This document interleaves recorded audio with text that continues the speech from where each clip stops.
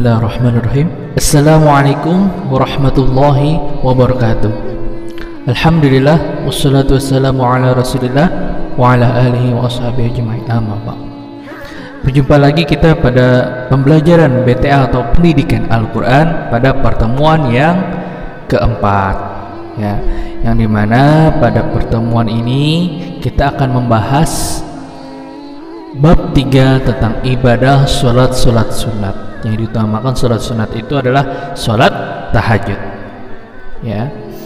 Sebelum kita mulai pembelajaran pada hari ini, marilah kita berdoa bersama-sama dalam hati masing-masing. Semoga pada pembelajaran ini kita dibukakan hati sehingga hati kita bisa menerima ilmu ini dengan baik, ya. Al-Fatihah. Alhamdulillah. Ya kana na'budu wa iyyaka nasta'in.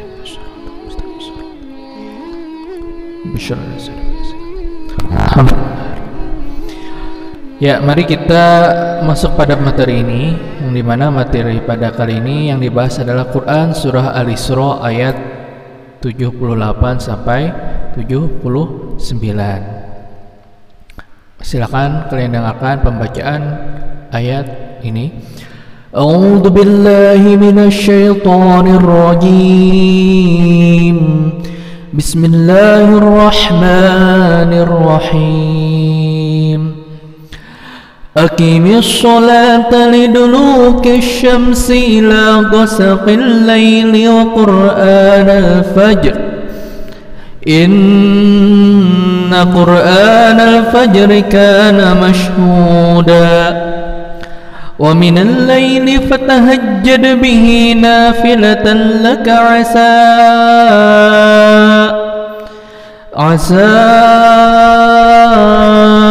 an yab'athaka rabbuka maqaman mahmuda.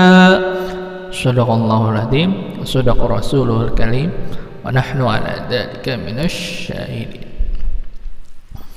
Pada pembelajaran pada hari ini kita bahas dulu tajwid yang ada pada surah Al-Isra ayat 78 sampai 79. Ya. Aqimis shalah liduluki syamsi ila ghasaqil laili wa qur'anal fajr. Di sini ada alif lam, ya. Kalian tahu yang tasydid itu alif lam syamsiyah, ya, alif lam syamsiyah, alif lam syamsiyah, ya. Ini kalau yang pakai sukun alif lam qamariyah. Ini kalian sudah akan pelajari di kelas 10. Inna Qur'ana fajri, ini juga alif lam qamariyah, kana masyhuda.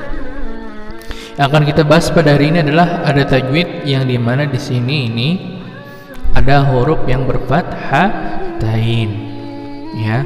Nah, jadi kalau seandainya kalian menemukan fathatain di akhir ayat, ya, Bapak berikan sorot ini. Nah, ini.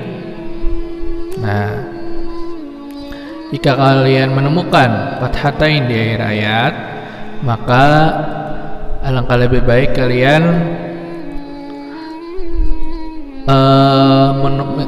mengidentifikasi tajwid ini, ya, yaitu dengan rumusan setiap huruf di akhir ayat atau ketika waqaf, kalau kalian menemukan huruf yang berbaris fathatain, ya, jadi rumusnya adalah huruf yang berbaris fathatain, ya, kemudian berada di ujung, entah itu akhir ayat, ya, ayat 1 misalnya, atau ayat 2 atau ayat 100 misalnya, ayat 90 dan lain-lain, itu maka disebut dengan mad iwad, ya. Jadi kalau kalian menemukan ini namanya disebut dengan mad iwad. Nah, jadi gitu rumusannya. Kalau kalian menemukan huruf yang berbaris fathatain di akhir ayat atau ketika waqaf, itu namanya mad iwad. Mad iwad ini adalah bagian daripada tajwid, ya. Jadi mana di sini hampir mirip dengan mad harik disukun. Jadi hati-hati, ya. Kalau seandainya ini barisnya enggak fathatain, masyhuda misalnya enggak fathatain, itu jadi mad harik disukun. Tetapi kalau misalnya ini masyhudan, Ya, ini mad tabii biasa, tetapi ujungnya ini disebut dengan mad iwad. Jadi cara membacanya masyhuda, jangan masyhud, bukan, tetapi masyhuda, ya. Jadi cara membacanya seperti itu. Kemudian wa minal laili fatahajjad bihi.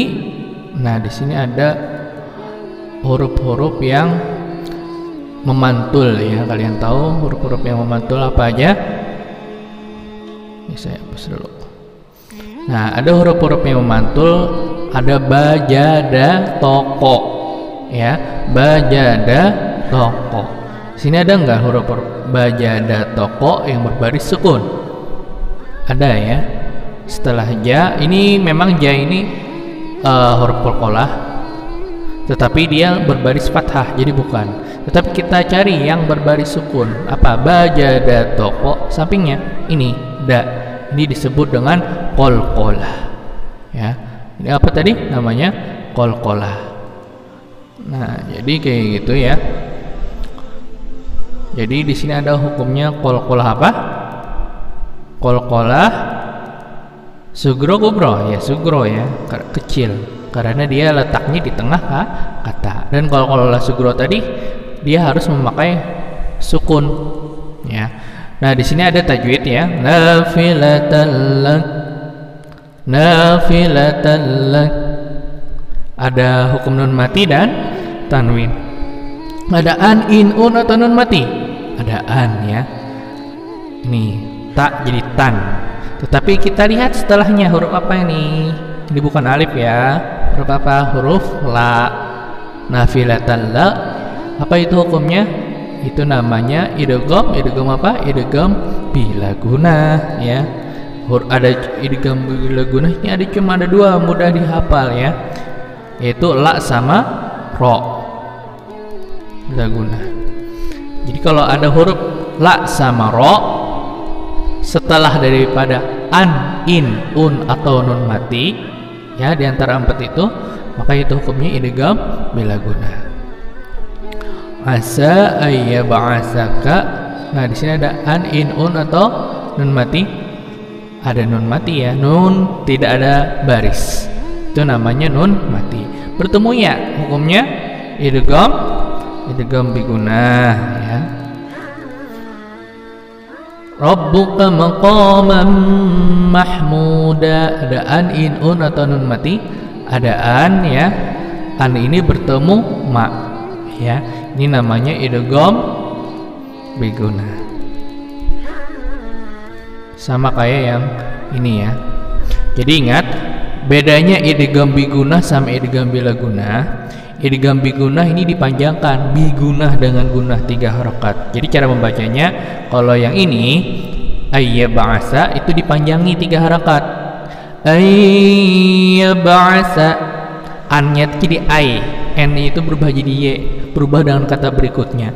Sama ini man berubah dengan kata berikutnya, cuman karena kata berikutnya sama jadi kayak nggak berubah, ya. Maqamam, man jadi mam, berubah juga sebenarnya, asalkan n kan ujungnya, man jadi mam. Maqamam mahmuda dipanjangkan idgham bigunah. Tapi kalau idgham bila gunah nggak panjang, pendek. Bila itu artinya tanpa gunah, ya. Nafilatal, jangan nafilatal, salah, tetapi dipendekkan nafilatal, ya, pendek aja. Nah, jadi itu tajwidnya. Silahkan kalian catat pada buku BTA kalian atau buku tulis kalian. Bagi yang tidak memiliki buku papakan terjemahkan, silahkan kalian dengarkan. Artinya, dirikanlah sholat dari sesudah matahari, aqimis shalah liduluqis syamsi ila ghasaqil lail, sampai gelapnya matahari. Ya, ini adalah perintah sholat tentang mendirikan sholat. Ya, kita disuruh Allah untuk mendirikan sholat dari matahari tergelincir. Tergelincir itu, bayangkan orang tergelincir itu terdingsir, ya, bahasa Banjarnya. Ya, tergelincir bahasa Indonesianya, ya. Orang yang mungkin menginjak pisang jatuh, ya, misalnya kepalanya di atas, kalau sudah jatuh tergelincir dia akan jatuh dan akhirnya dia terbah di lantai, ya. Akhirnya dia jatuh di lantai. Nah, jadi itu ibaratnya seperti itu, tergelincir. Sama matahari kayak gitu juga, yaitu saat siang hari. Siang hari itu saat matahari tepat di atas kita, tetapi mulai turun sedikit, matahari tergelincir 10 derajat, itu namanya waktu sholat zuhur. Makanya sebenarnya akilimis sholat liduluki syamsi, dulu artinya menunjukkan, ya, dirikanlah sholat sesuai dengan peredaran matahari. Ternyata setiap matahari berubah, itu ternyata sholat 5 waktu itu ditentukan, ya, sandarannya itu berdasarkan matahari, dan berdasarkan ayat ini, liduluki syamsi, dirikanlah sholat sesudah matahari tergelincir, yaitu waktu zuhur, ila ghasaqil lail, sampai malam. Malam itu artinya maghrib sampai isya, itu malam, ya. Kemudian wa Qur'an al-fajri, sampai kita sholat fajar. Sholat fajar itu ya sholat subuh, ya. Fajar itu artinya matahari terbit. Makanya ini juga fajar itu juga disebut menandakan tentang berdirikannya sholat. Sesungguhnya sholat subuh itu disaksikan oleh malaikat. Innal Qur'ana fajri kana mashhuda wa minal laili fatahajjad, dan pada sebagian malam, ya, maksudnya sepertiga malam. Kewajibannya kan tadi sampai matahari tenggelam dan mulai malam, ya. Kemudian di sini juga disunahkan wa minal laili fatahajjad, kita disunahkan untuk sholat tahajud, dan pada sebagian malam bertahajudlah, bersembahyang tahajudlah kamu pada sebagai suatu ibadah tambahan bagimu, ya. Ini tambahan, makanya disebut dengan sunnah. Wajibnya apa? Yang tadi sholat 5 waktu, ya, zuhur, asar, maghrib, isya, subuh. Terus tambahannya sholat tahajud, ya, nafilatan lak, sebagai tambahan. Artinya tambahan artinya sunnah muakkad di sini. Mudah-mudahan Tuhanmu mengangkat kamu ke tempat yang terpuji. Asa ayyab'atsaka rabbuka maqaman mahmuda.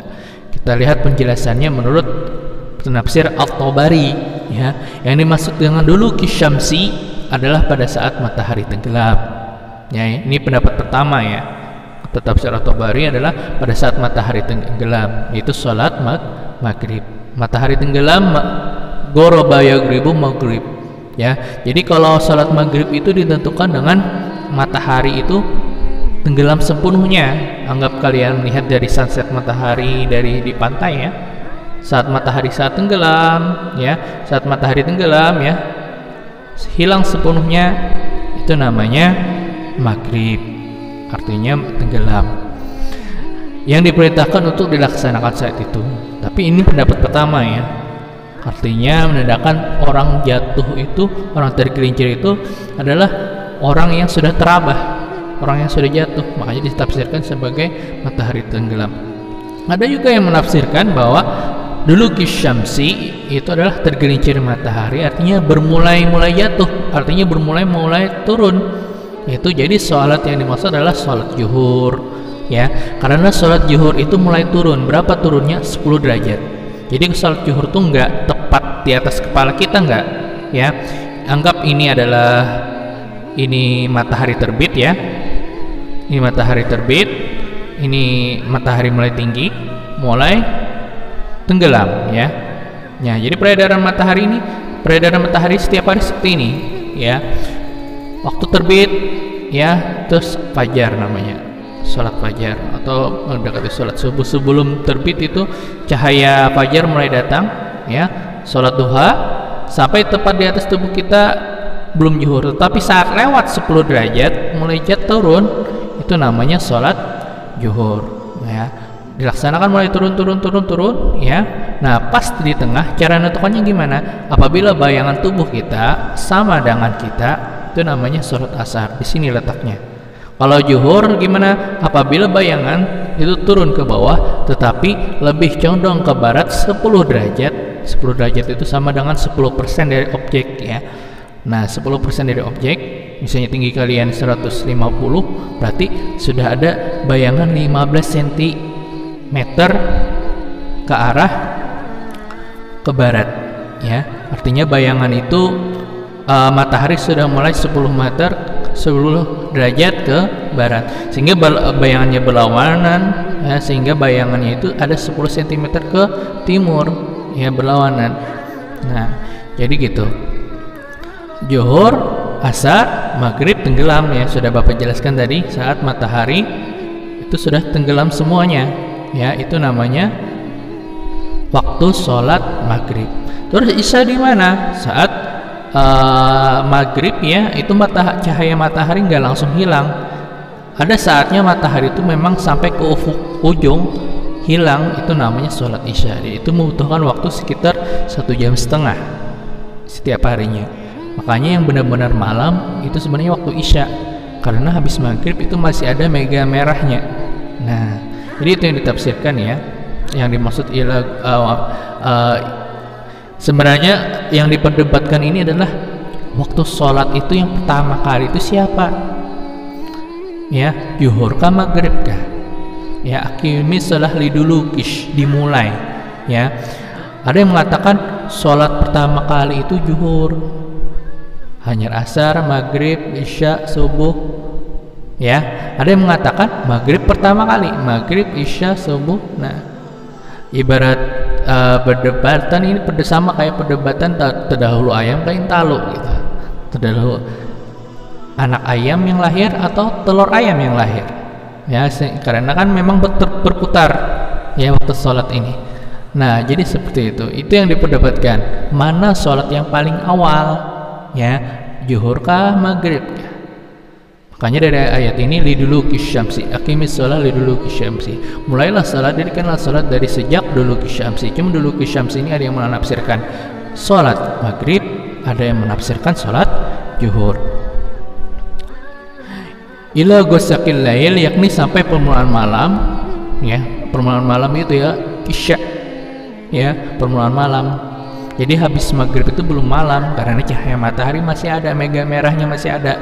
Itu terjadi sampai 1,5 jam sampai ke ujung ufuk titik matahari tenggelam itu terlihat. Itu hanya terlihat ketika di pinggir pantai. Kalau kita sekitar kota ini ya nggak bisa efektif untuk melihat karena banyak gedung-gedung yang tinggi ya. Salat subuh itu disaksikan kata Allah. Ternyata salat subuh itu disaksikan, yaitu disaksikan oleh malaikat siang dan malaikat malam ya. Jadi kalau hari-hari biasa, salat biasa kayak zuhur, asar, maghrib, yang melihat itu malaikat siang saja ya. Kemudian maghrib sama siang saja. Kemudian isya malaikat malam saja yang melihat. Tetapi kalau malaikat pada subuh hari yang menyaksikan itu ada 2 malaikat ya. Saat malaikat malam mau pulang, malaikat siang datang, mereka terkumpul pada satu hari, yaitu pada waktu subuh, sehingga pahalanya insya Allah itu berkali lipat karena banyak malaikat yang menjadi saksi tentang sholat kita pada subuh hari. Asalkan benar-benar subuh, bukan sholat subuh kesiangan ya, benar-benar subuh. Kemudian dalam tafsir jalan lain, wa minal laili, dan pada sebagian malam hari sholatlah kamu dengan membaca Al-Quran ya.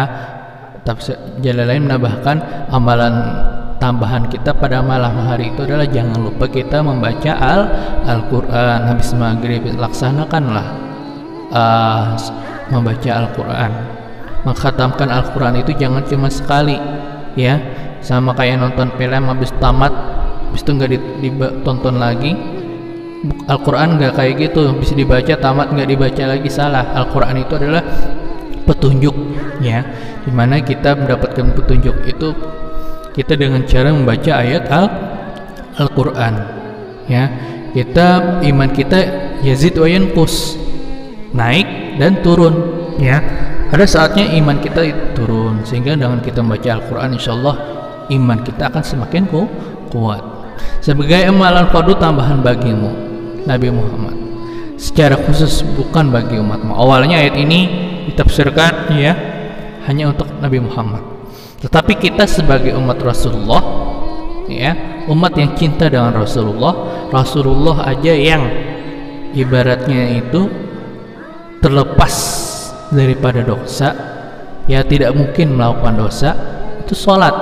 Bahkan sholatnya malam, bahkan sampai kaki beliau itu sampai bengkak, ya, sampai jadahi beliau terlihat seperti asari sujud, rancak melakukan sujud, bercahaya dahi beliau, ya. Sehingga kita sebagai umatnya yang Rasulullah aja yang terlepas dari dosa laksanakan sholat tahajud, kita sebagai umat Rasulullah yang pastinya melakukan kesalahan, manusia biasa yang terlepas dari dosa, kenapa kita nggak sholat tahajud, ya? Ya, sebagai tambahan sholat fardu. Mudah-mudahan Tuhanmu mendudukkanmu di akhir kelak pada tempat terpuji. Ini adalah ganjarannya adalah surga kalau kita sering melaksanakan ibadah sholat tahajud, di mana semua orang terdahulu dan orang yang kemudian memujimu karena kamu menduduki tempat tersebut, yaitu kedudukan memberi syafaat pada hari diputuskannya segala sesuatu. Nah, pada hari ini kita akan membahas bagaimana sih caranya sholat tahajud, ya. Nah, sholat tahajud itu dikerjakan di waktu malam hari. Disunahkannya itu setelah bangun tidur, ya. Dan yang paling afdol dikerjakan setelah lewat tengah malam. Lewat tengah malam itu seperti jam 2 malam, ya, jam 3 malam. Itu sepertiga malam, ya. Jam 1, jam 2, jam 3. Kalau kalian masih bangun atau bangun pada malam itu, silahkan kalian melaksanakan sholat tahajud, ya. Bagaimana kalau belum ada tidur? Kalau sudah masuk waktunya silahkan saja, tidak apa-apa, tetapi sunnahnya kurang didapatkan, ya, kalau seandainya tidak tidur sebelumnya. Sekurang-kurangnya itu 2 rakaat atau 1 kali salam, dan sebanyak-banyaknya tidak terbatas. Tiap-tiap 2 rakaat itu dikasih dengan 1 salam, ya. Nah, ini ada lafaz niatnya, ya. Jadi dalam lafaznya itu dibacakan secara pelan, Bismillahirrahmanirrahim, usolli sunat tahajud raka'ataini lillahi ta'ala. Dalam hati bicara, aku sholat sunnah tahajud 2 rakaat karena Allah Ta'ala. Baru takbir, Allahu Akbar, ya. Kemudian kalian baca Bismillahirrahmanirrahim, Alhamdulillahirabbil alamin, arrahmanirrahim, maliki yaumiddin, iyyaka na'budu wa iyyaka nasta'in, ihdinas siratal mustaqim, siratal ladzina an'amta 'alaihim ghairil maghdubi 'alaihim waladdallin, amin. Kemudian surah lain dibaca, contohnya surah Al-Kafirun, Bismillahirrahmanirrahim, Qul ya ayyuhal kafirun la a'budu ma ta'budun wa la antum 'abiduna ma a'budu wa la ana 'abidun ma 'abadtum wa la antum 'abiduna ma a'budu lakum dinukum waliyadin. Lalu kalian ruku sujud seperti biasa, ya. Tetapi untuk ruku ada sedikit perbedaan untuk sholat tahajud. Yang disunahkan itu berdasarkan hadis riwayat An-Nasa'i nomor 1133, ya, di mana sahabat itu mendengar Rasulullah membaca ini, Subhanadzil jabaruta wal malakuta wal kibriyai wal azamah, ya. Subhanadzil jabaruta wal malakuta wal kibriyai wal azamah. Gantian baca Subhana rabbiyal azimi wa bihamdi, Subhana rabbiyal azimi wa bihamdi, Subhana rabbiyal azimi wa bihamdi, 3 kali, ya. Tapi diganti ini. Tetapi ruku sama sujud sama, yang dimana ruku sama sujud biasanya beda, kan? Kalau ruku Subhana rabbiyal azimi wa bihamdi, kalau sujud Subhana rabbiyal a'la wa bihamdi. Tetapi ini disamakan, bacaannya apa? Subhanadzil jabaruta wal malakuta wal kibriyai wal azamah, Subhanadzil jabaruta wal malakuta wal kibriyai wal azamah, Subhanadzil jabaruta wal malakuta wal kibriyai wal azamah. Itu 3 kali. Nah, itu aja perbedaannya, ya. Kemudian duduk, berdiri, ya. Kemudian sujud, baca tadi Subhanadzil jabarut, kemudian duduk berdoa seperti biasa, sujud Subhanadzil jabarut, baru bangkit lagi. Rakaat keduanya baca surah Al-Fatihah, baru disambung dengan surah Al-Ikhlas. Bismillahirrahmanirrahim, Qul huwallahu ahad, Allahus samad, lam yalid wa lam yulad wa lam yakul lahu kufuwan ahad. Atau surah lain yang dikehendaki. Itu tadi Bapak bacakan contoh yang pendek, yang pastinya kalian sudah hafal ya, Bapak yakin. Tapi kalau kalian punya surah yang lebih panjang lagi, nggak apa-apa kalau surah Al-Duha misalnya, atau surah Al-Lail, ya silakan dibaca ya. Nah, ini bacaan doa. Jadi kalau kalian ingin berdoa, silahkan mungkin bawa buku BTA-nya ya. Ini Bapak contohkan bacaan doanya. Bismillahirrahmanirrahim. Alhamdulillahirabbil alamin wassalatu wassalamu ala asyrafil anbiya'i wal mursalin sayyidina maulana Muhammad wa ala alihi washabihi ajma'in. اللهم لك الحمد أنت قيم السماوات والأرض ومن فيهن ولك الحمد لك ملك السماوات والأرض ومن فيهن ولك الحمد أنت نور السماوات والأرض ومن فيهن ولك الحمد أنت الحق ووعدك حق ولقاؤك حق وقولك حق والجنة حق والنار حق والنبيون حق ومحمد حق والساعة حق. اللهم لك أسلمت وبك آمنت وبك خاصمت وإليك حاكمت فاغفر لي ما قدمت وما أخرت وما أسررت وما أعلنت وما أنت أعلم به مني. أنت المقدم وأنت المؤخر لا إله إلا أنت وإله غيرك ولا حول ولا قوة إلا بالله. ربنا آتنا في الدنيا حسنة وفي الآخرة حسنة وقنا عذاب النار. رب اغفر لي ولوالدي وارحمهما كما ربياني صغيرا. ربنا آتنا في الدنيا حسنة وفي الآخرة حسنة وقنا عذاب النار. سبحانك رب العزة عما يصفون وسلام على المرسلين والحمد لله رب العالمين. Jadi setelah doa ini boleh kalian doa hajat yang kalian inginkan, boleh kalian lapaskan dengan hati kalian ya, apa keinginan kalian. Semoga doa yang kalian ucapkan itu terkabul, karena salah satu tempat mustajab adalah saat sebagian malam ini ya, saat orang sedang terlelap tidur, kalian bangun dan salat tahajud, insyaallah doa hajat-hajat kalian insyaallah terkabul ya. Jadi silahkan kalian mengamalkan sholat tahajud. Sholat tahajud ini gak cuma ketika bulan puasa, boleh dilaksanakan setiap hari ya, terlepas daripada bulan puasa, dan lebih berlipat ganda lagi kalau dikerjakan pada malam Lailatul Qadar pada bulan puasa ya. Nah, itu saja dari Bapak ya. Jadi pembelajaran kita pada hari ini adalah tentang sholat tahajud. Bapak sudah menjelaskan tadi bagaimana cara sholat tahajud. Semoga kalian paham ya, dan juga jangan lupa kalian kerjakan tugas di bawah ini ya.